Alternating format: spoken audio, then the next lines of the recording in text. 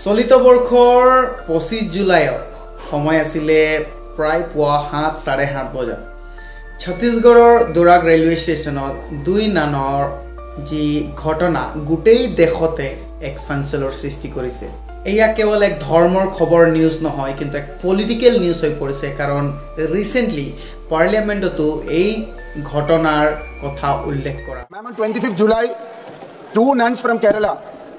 Sister Preeti Mary and Sister Vandana Francis, were wrongfully arrested in Chhattisgarh. ঘটনা কি হয় আহক আমি অলপ ডিটেইলছত শিকিম যে নেকি গোটেই দেশ জোকাৰি। छत्तीसगढ़ में ननों की गिरफ्तारी पर सियासी पारा हर बढ़ते दिन के साथ हाई होता जा रहा है।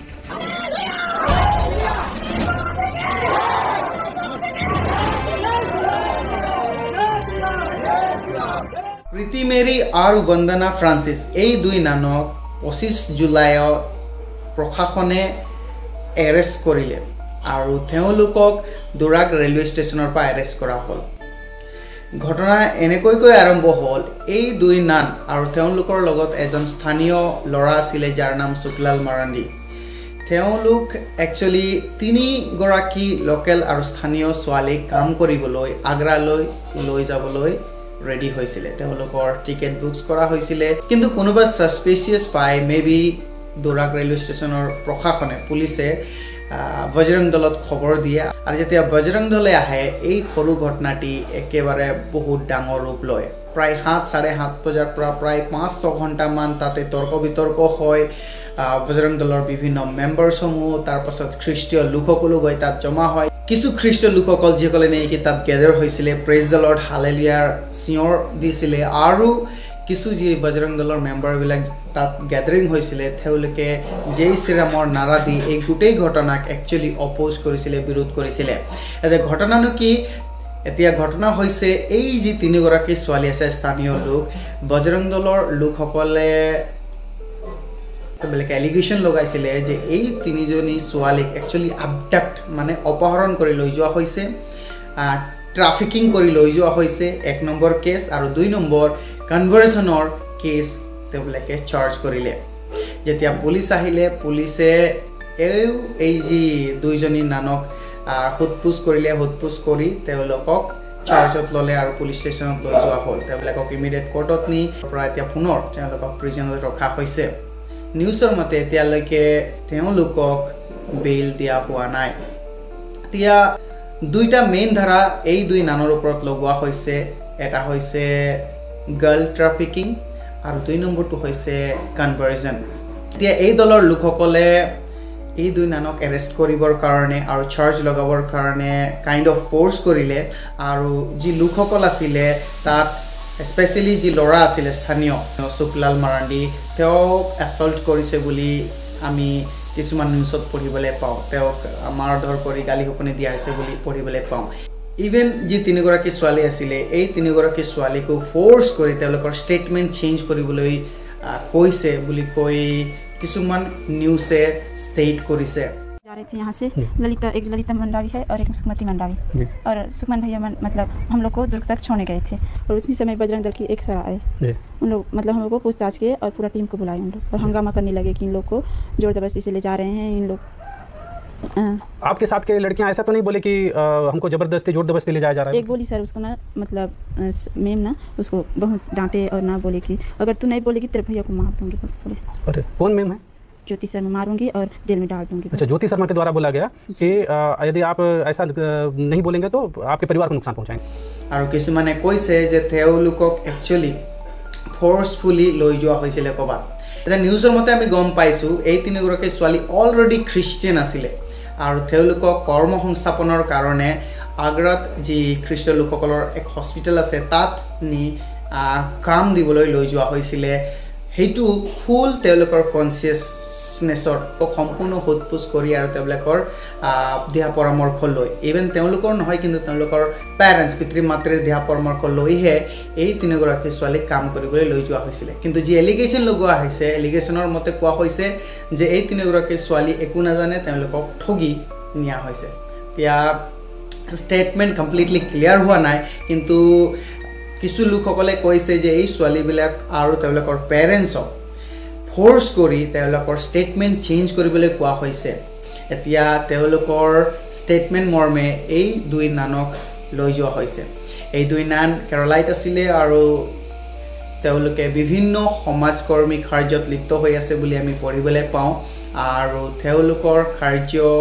অকল ধৰ্মীয় কাৰ্যৰ লগত সীমাবদ্ধ হৈ থকা নাই বিভিন্ন সমাজকৰ্মী কাৰ্য এডুকেশ্যনৰ ওপৰতে হওক বা ছ'চিয়েল ৱৰ্কৰ ওপৰতে হওক এই দুগৰাকী নান বহুতো কাৰ্য কৰি আছে বুলি আমি গম পাওঁ এতিয়া এই ঘটনা যেতিয়া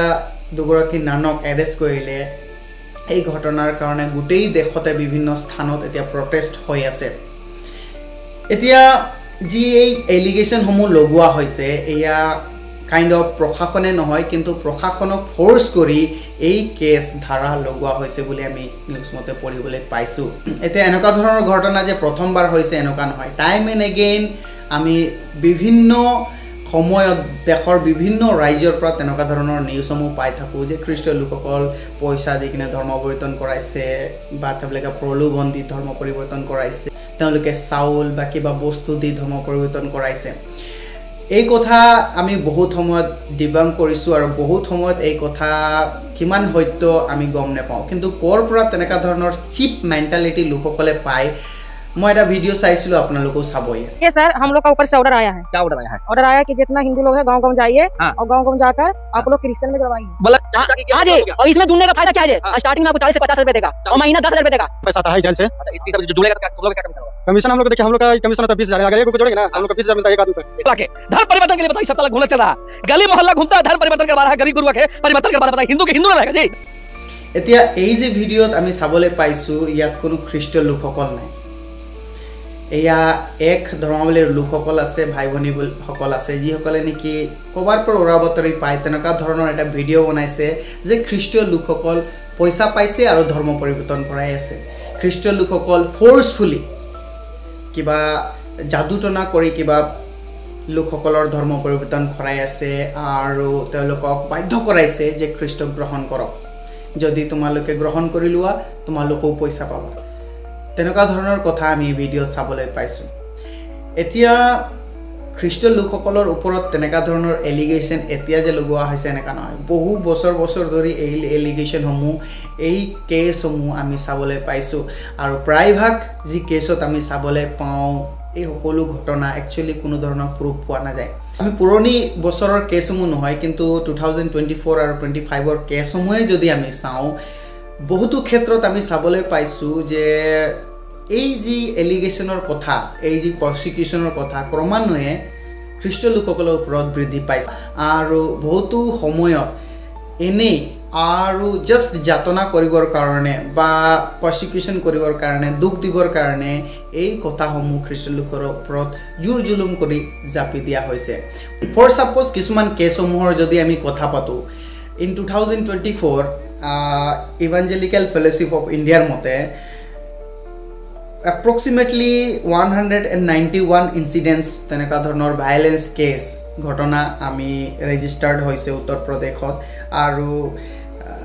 তেওঁলোকৰ ওপৰত এলিগেশ্যন লগোৱা আছিল যে ফ'ৰ্সফুলি কাৰোবাক কনভাৰ্ট কৰিছে আৰু যি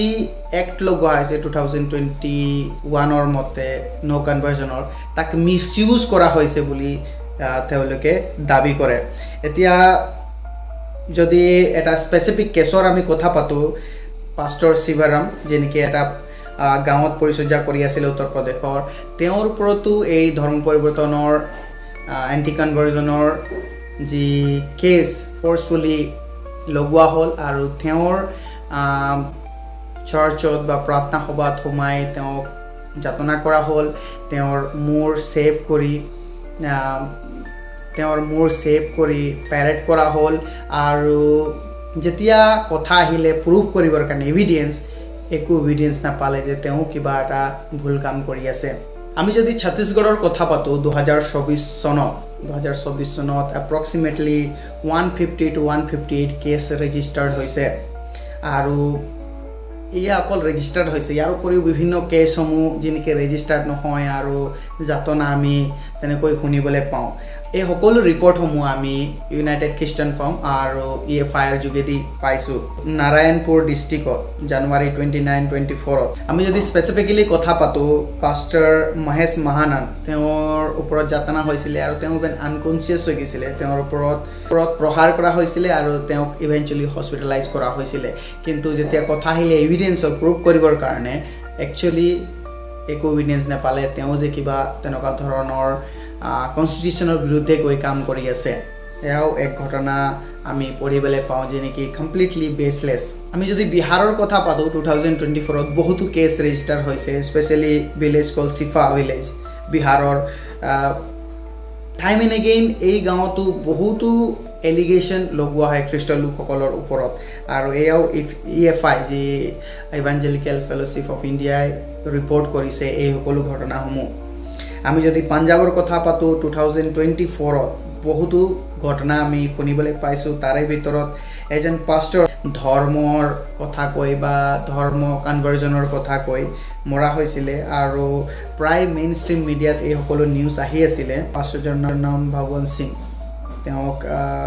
বহুত এছল্ট কৰা হৈছিলে আৰু মৰা হৈছিলে এনেকুৱা ধৰণৰ ঘটনা টাইম এণ্ড এগেইন আমি দেশৰ বিভিন্ন প্ৰান্তত দেখা পাওঁ যেনেকৈ খ্ৰীষ্ট লোকসকলৰ ওপৰত বেছলেছ একো এভিডেন্স নথকাকৈ ধৰ্ম পৰিৱৰ্তন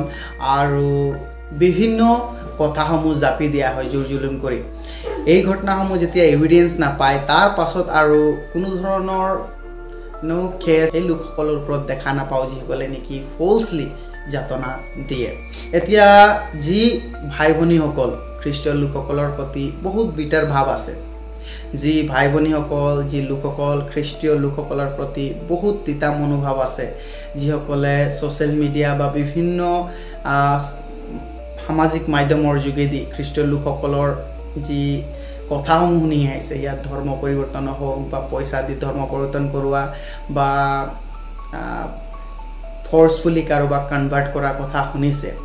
মই এই সকলো লোকসকলক এটাই কথা ৰিকুৱেষ্ট কৰিব বিচাৰিছোঁ যে আপোনালোকে যদিও ছ'চিয়েল মিডিয়াত চাইছে কোনোবা সামাজিক মাধ্যমত চাইছে আপোনালোকে এবাৰ চালি জাৰি চাওক আৰু আপোনালোকে নিজেই পৰীক্ষা কৰক আপোনালোকৰ ওচৰে পাজৰে যদি কোনোবা খ্ৰীষ্টীয় লোকসকল আছে সেই লোকসকলৰ ওচৰত গৈ আপোনালোকে পৰীক্ষা কৰক কোনোবাই আপোনাক পইচা দি কনভাৰ্ট কৰিছেনে কোনোবাই আপোনাক কেতিয়াবা পইচা দি কিনে বা কিবা বস্তু দি কিনে খ্ৰীষ্টক গ্ৰহণ কৰা বুলি ক'বলৈ বিচাৰিছেনে আৰু যদি বিচাৰিছে আপোনালোকেও সেই কথা মানি ল'ব পাৰিব কিন্তু যদি নহয় আপোনালোকে নিজেই গম পাব এতিয়া এই কথাসমূহ যেনেকি আজি মাইণ্ড ৱাছ কৰি আছে লোকসকলৰ এনেকুৱা ধৰণৰ ভিডিঅ' যেনেকৈ আমি আগত চালোঁ কোনোবাই কৈছে আৰু আমি শুনিছোঁ আৰু আমি বিশ্বাস কৰিছোঁ যে খ্ৰীষ্টীয় লোকসকল এনেকুৱা ধৰণৰ পইচা লৈ কাৰোবাৰ ধৰ্ম পৰিৱৰ্তন কৰাই আছে তো তেনেকুৱা ধৰণৰ কথা মই নিজেই উইটনেছ কৰা নাই আৰু সেয়েহে মই আপোনালোকক কৈছোঁ যদি আপোনালোকে ভাবে আপোনালোকৰ ওচৰত যদি কোনোবা লোকসকল আছে খ্ৰীষ্টীয় লোকসকল আছে আপোনালোকে যাওক আৰু সোধক আপোনালোকে পইচা দিয়ে নেকি আপোনালোকে যদি সুধিবলৈ কষ্ট পায় আপোনালোকে অলপ দিন কনভাৰচেশ্যন কৰক কথা বতৰা পাতক যে তেওঁলোকে কিবা দি কাৰোবাৰ ধৰ্ম পৰিৱৰ্তন কৰাইছে মই বিশ্বাস কৰিছোঁ এই বাৰ্তাৰ যোগেদি আপোনালোকে কিবা কথা জানিব পাৰিলে আৰু প্ৰাৰ্থনা কৰিম যে এই ঘটনাসমূহৰ পৰা লোকসমূহৰ একচুৱেলি ৰিয়েল আইজ আত্মিক চকু খুলি যায় আৰু প্ৰকৃততে কি হয় তাক আমি জানিব পাৰোঁ আৰু বিশেষকৈ অনুৰোধ কৰিছোঁ আপোনালোকে এই যি দুই নান প্ৰীতি আৰু বন্দনা তেওঁলোকৰ কাৰণে প্ৰাৰ্থনা কৰিব কাৰণ তেওঁলোকৰ এৰেষ্টে আজি গোটেই দেশত এক চাঞ্চল্যৰ সৃষ্টি কৰিছে বিভিন্ন ঠাইসমূহত একচুৱেলি এই ঘটনাক লৈ লোকসমূহে প্ৰতিক্ৰিয়া দি আছে তো প্ৰাৰ্থনা কৰিব যাতে যি সত্য কথা ওলাই আহে আৰু এই নানসকলৰ ওপৰত ঈশ্বৰৰ অনুগ্ৰহ হয় ঈশ্বৰে সকলোকে আশীৰ্বাদ কৰক